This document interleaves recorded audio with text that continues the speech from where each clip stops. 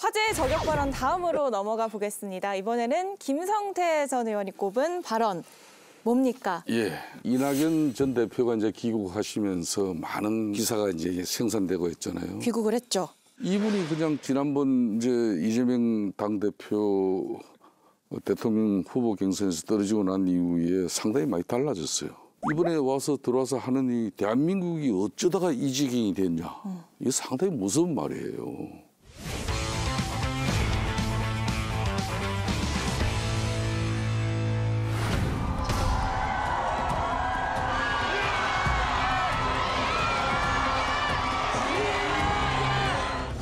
이제부터는 여러분 곁을 떠나지 않겠습니다. 대한민국이 이 지경이 된 데는 저의 책임도 있다는 것 잘 압니다. 저의 못다한 책임을 다하겠습니다. 이낙연 대표 그러면 참 말 잘 하시는 분이면서도 대정부 질문 때 보면은 답변 잘해서 대선 후보까지 이렇게 이제 성장하신 분이 바로 이낙연 대표예요. 그 당시 우리 김성태 대표님과 그 설전이 유명하죠. 네. 그래서 저도 이낙연 대표 당시 총리 때 대선 대통령감으로 이렇게 성장하는데 일조를 하고 오죽하면 트럼프 대통령이 아베 총리와 통화하면서 한국이 대북대화 국을 하는 거지 같다는 그런 기사가 나왔겠습니다. 미국에게는 척지고 중국에게는 발길 차이고 북한에게는 무시당하고 결국 왕따 신세만 자초한 거 아닙니까? 저는 김성태 잠깐만 의원... 이야기 들어보세요. 네, 전략적 왕따가 문재인 정권 안보 전략인지 이제 답변 한번 정확하게 한번 해보세요. 네, 김성태 의원님이 한국 대통령보다 일본 총리를 더 신뢰하고 있다고 생각하지는 않습니다.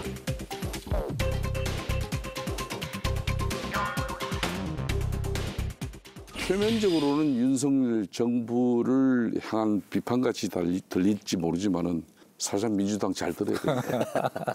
그냥 친명일색 민주당이 무능력과 그리고 존재감 부재를 질타한 내용이에요. 그러니까 대한민국이 이징역이란 말은 이제 야당의 대표적인 지도자로서 지금 윤석열 정부를 비판한 거고요. 거기에 방점을 찍힌 게 아니고 이지경이 된 거는 제 책임이다. 저는 뒤에 방점이 있다고 봐요.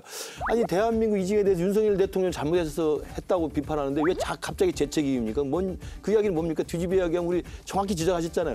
내가 대선 후보가 됐으면 정권이 넘어가지 않았다는 이야기입니다.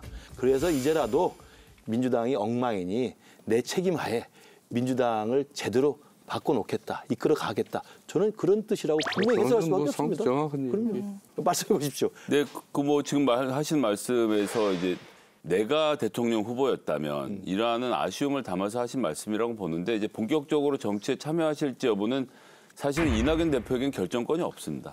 예를 들어서 저 같은 잔챙이들은 저는 정치를 하겠습니다라고 선언하면 사람들이 그러던가 말든가 하고 지나갑니다. 예. 알아서 하는 일이지 우리한테 어쩌라는 거냐 이렇게 되는 건데 이제 국가 지도자급으로 가면 당으로 치면 당대표 그리고 대선 후보 이런 분들은 본인의 의지로 만들어지는 것이 아니고요. 국민들, 정치인들, 당원들의 요청으로 만들어지는 것이거든요. 그래서 이낙연 대표 정도의 급의 정치인들이라고 하면 국민들이, 당원들이 불러주는 모양새가 더 좋다라는 말씀을 일단 하나 드리고요. 두 번째는 개파 정치, 개보 정치 얘기를 하는데 이 개파, 개보에 대해서 그 시청자분들이 좀 헷갈리시는 게 있는데 딱 정한 원칙 하나입니다. 개파의 수장이 있고요. 이 수장이 공천을 주면 개보원이 되는 겁니다. 즉 내가 국회의원 되는데 누가 도움을 주었는가로 개보가 만들어지는 거지 친해서 형님 동생에서 개보가 되는 게 아니거든요. 그렇게 해서 민주당에서는 일가를 이룬 몇 명의 정치인들이 있습니다. 예를 들면 자꾸 하신 우리 김근태 의장님이라든가 지금 은퇴하신 정세균 의장님 이런 분들이 그런 것이기 때문에 이낙연 대표에게서 이낙연계가 몇 명이다. 지금 숫자 세는 건 좀 무의미하다고 보고 당권을 놓고 다투기를 국민의힘은 바라시겠지만 이낙연 대표가 당권 잡으러 들어오신 분이 아니거든요. 본인들의 대선 큰 꿈을 바라보고 들어오신 것이기 때문에 일단은 저는 한숨을 고르실 거라고 생각합니다. 그 이낙연 총리의 이제 귀국은 분명한 정계 복귀 신호탄을 쌓아 올린 것이고 흔히 말하는 큰 정치를 하려고 꿈꾸는 사람들은 이 총선에서는 절대 자기의 존재감을 그때 나타나지 않으면 쉽게 말하면 장사가 안 돼요. 이번 총선에서 그럼 역할을 할 것이다. 당연하죠. 이 그림은 내가 이제 정치를 이제 본격적으로 시작한다. 근데 옛날에 이낙연이니까 내가 아니야. 김대중 전 대통령 모욕을 제일 먼저 참배를 하잖아요. 예. 그리고 호남 기반 민주당 정치의 적자가 이낙연이 나다. 이렇게 존재감 확인하면서 이제 호남 순혈주의로 한 발을 더 내딛습니다. 또 양산에 가서 문재인 대통령 만나면은 문파를 갖다가 조국이 아닌 내가 문파의 중심이야. 그러면 지금은 개딸의 시대 이재명하고 이렇게 척이 만들어지는 겁니다. 그러면 그 판이 꽤 커져요. 예. 그럼 이 파이를 키워서 우리가 나눠 먹을래? 사단이 날래? 이렇게 되는 거거든. 역시 우리 김성태 의원님 오랫동안 정치 고수로서 정치 중진답게 잘 설명해 주셔서 너무 이해가 쏙쏙 됩니다. 저는 그래서 판을 쭉 읽어주셨어요. 저는 그래서 이 비슷한 시각이 우리 당에서는 저는 일반적이라고 보는데 홍준표 대구시장이 저는 옳은 말을 했다고 봐요. 대표님께서는 앞으로의 그 판도를 좀 어떻게 보시는지 재미있게 보고 있습니다. 어떤 식으로 펼쳐질지 재미있죠.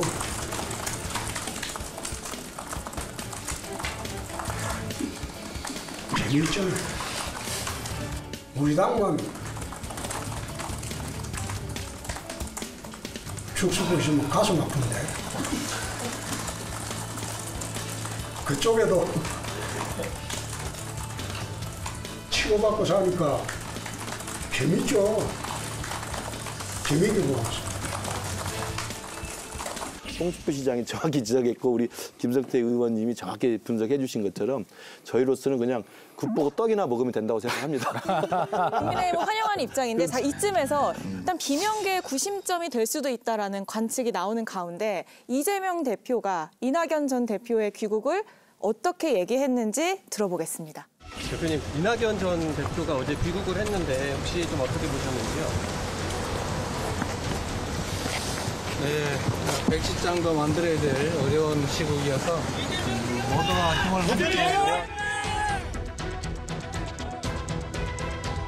내가 당권을 안정적으로 유지하도록 나에게 협조해줘 이런 차원이 아니라 윤석열 정부의 국정 운영을 위기라고 보고 그런 어떤 이재명 대표로서는 그것을 바로잡기 위해서는 힘이 필요한데 우리가 서로 백지장도 맞들면 낫다라는 식으로 서로 협력하자라는 큰 말씀이었다고 저는 생각합니다. 근데 백지장도 맞들려면 일단 두 사람이 앙금을 풀어야 한다 이런 얘기 나오더라고요. 두 사람의 앙금이 아직도 남아있다 이렇게 봐야 하나요? 정치인은 말이에요. 부모, 형제, 자식 간에도 경선해버리고 나면은 돌아올 수 있습니다. 아니 근데 경선 끝나고 화합의 자리가 있긴 있었어요. 이 정치인은 절대 물리적으로 이렇게 물리적인 결합은 이루어질지 모르지만은 경선 치르고 난 뒤에 인간적인 신뢰 회복으로 뭘 도모하고 뭐 위기를 극복하고 이거 다 새빨간 거짓말이에요. 그러니까 이낙연 전 대표와 지금 현재 이재명 대표의 관계는 이거는 지켜보시면 압니다. 앙금 못 푼다? 절대 못 푼다. 저도 그래 이게 또 우리 당도 말이에요. 윤석열 대통령하고 홍준표 시장하고 유승민 이 세 사람이 한 사람 대통령 됐기 때문에 이제 경쟁 관계 아니에요. 그러니까 질서가 딱 서버려요. 근데 민주당은 두 사람 다 차기를 또 노리는 사람이에요. 대통령이 되셨어도 질서가 안 서던데요, 대표님. 질서 잘 쓰고 있잖아요. 홍준표 시장님 막 뭐라고 하고 유승민 전 대표님 또 막 뭐라고 하시기 질서가 없어 보이다. 아니죠. 내가 그 이야기.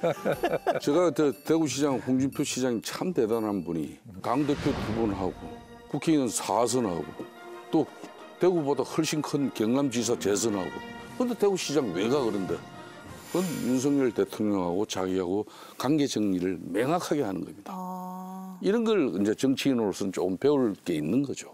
그렇게 하고 다음을 보는 거예요. 그런데 이낙연과 이재명은 지금 그 관계는 아니죠. 저도 그 이낙연 대표와 이재명 대표 사이에는 이제 앙금이 남아있는 정도가 아니라 같이 저는 섞일 수 없는 좀 물과 기름이라고 생각합니다. 경선에 그 오래된 그 갈등의 골이 있는 데다가 지금 이재명 대표는 또 저는 당대표를 스스로 내려놓지 않을 거라고 보거든요. 그건 다 아는 거 아닙니까? 그러면 이낙연 대표 측에서는 스스로 사퇴하지 않는 이재명 대표의 리더십에 어떻게든 이걸 흠집을 내거나 아니면 뒤집어 엎어가지고 공간을 열어야 될 거 아닙니까?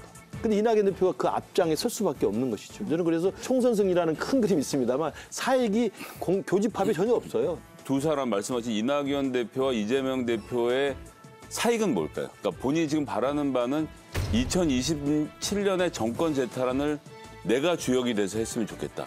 사실 뭐 다 공개적으로 말씀하시고 계시는 거니까요. 이걸 위한 전제 조건이 뭡니까? 2024년 총선에서 민주당이 이기는 겁니다. 그렇게 해서 윤석열 정부의 이 폭주를 멈추기만 만들어 놓으면 기회는 그 다음번부터 올 것이거든요. 뭐 지금 와서 둘 사이에 앙금이 있느냐 없느냐. 앙금이 없을 수 없겠습니다만 그게 겉으로 드러내고 멱살 잡을 만큼이냐고 여쭤보시면 2027년 생각하면 그런 앙금은 다 씻어내겠죠. 민주당 너무 걱정하시지 않아도 좋겠습니다. 왜 그러냐면 어차피 총선이라고 하는 것이 얼마나 중요한지를 윤석열 대통령도 알고 있고 민주당도 알고 있잖아요. 그렇기 때문에 큰 위기 앞에 큰 산 앞에 단결하게 되어 있고 그걸 향해서 나가게 돼 있으니까 걱정하지 마시고 국민의힘과 두 분 걱정을 좀 깊게 하시길. 이재명 대표 그리고 이낙연 전 대표 얘기를 나눠봤는데요. 결국 관심은 이낙연 전 대표의 역할이잖아요. 이낙연 전 대표가 이재명 대표의 보완제 역할을 할 것인가 아니면 대체제가 될 것인가. 제가 볼 때는 객관적으로 민주당 내에서 이재명 체제를 흔들 수 있는 그런 조직적 기반을 갖춘 그 체제는 없어요. 제가 볼 때는. 그래서 이제 이재명 체제는 가는데 이 싸움이라는 건 민주당 내에 내년 총선의 공천 지분입니다. 이낙연 대표를 중심으로 해서 이낙연과 함께 하시는 분들을 안정적으로 이렇게 공천을 보장하고 그 규모를 어느 선에서 절충이 이루어지면 그냥 가는 거예요. 그러면. 그건 이재명 체제에서 그렇죠. 이루어지고요. 예, 그런 거죠. 저는 오히려 굳이 찾아본다면 매기 효과 같은 역할. 그러니까 와서 판을 흐트러뜨리는 거죠. 이낙연 대표의 귀국이 매기 효과를 일으켜서 이 판이 전체적으로 한번 흐트러지니까 민주당이 좋은 혁신의 방향으로 간다면 뭐 그들에게 도움이 되겠습니다만 이 판을 흔들어진 상황에서 이도저도 아닌 정말 제3의 어떤 과도기적인 리더십이 나올 수 있다고 생각하고 그 제3의 리더십의 가장 적격자는 우리 판도라의 단골인 최재성 수석이 뭐 비대위원장 같은 걸 맡을 수도 있다. 저는 그렇게 생각해요. 그러니까 그건 사실 양측이 타협 가능한 절충선이 있을 수도 있죠. 그러나 저는 이낙연 대표가 이재명 대표를 완전히 거꾸로 들여서 대체할 수 있는 상황은 또 아니라고 생각을 합니다. 어느 당이든 개혁을 향해서 나아가지 않으면 총선에서 국민 심판을 받게 돼 있어요. 양 당은 아주 경쟁적인 사활을 건 개혁 공천의 경쟁을 하게 될 거예요. 그래서 그런 어떤 선명성과 도덕성, 개혁성의 우위 선점하지 못하면 필패합니다. 네, 그런 상황 속에서 나눠먹기식 개파 공천을 국민이 뻔히 보는데 그것을 한다라고 하는 것은 저는 있을 수 없다고 보고요. 그래서 민주당은 끊임없이 이런 어떤 개혁과 혁신을 국민의힘보다는 더 잘해야 된다라는 그런 것은 책임감을 가지고 있는데 지금 혁신위가 그런 목소리를 거기까지 내지 못하고 있는 것은 또 반성해야 될 부분이라고 생각합니다. 박 수석께서도 딱 정확하게 짚으셨는데 민주당이 이제 잘 정리만 되면 우리 국민의힘은 엄청나게 또 큰 도전 실현에 또 우리는 또 부딪히게 되죠. 긴장해야 합니까? 그럼. 제가 볼 때 혁신위의 의지는 강할지 모르나 이재명 대표의 그 애매한 태도 그리고 이재명 대표를 옹이하고 있는 개딸들의 극성한 이 주장들을 보면 혁신위가 순항하기는 굉장히 어려울 거라고 생각하고 김성태 의원님 걱정하시는 것처럼 우리 당에 이렇게 시련이 올 것 같지는 않다 생각합니다. 우리 저 김근식 교수님 이렇게 남의 집 잘못되라고 자꾸 그렇게 빌면 본인한테 이렇게 좋은 게 없어요. 사과하겠습니다. 정세를 분석한 건데 잘 되길 바랍니다. 좋은 일 많이 있으시기 바랍니다.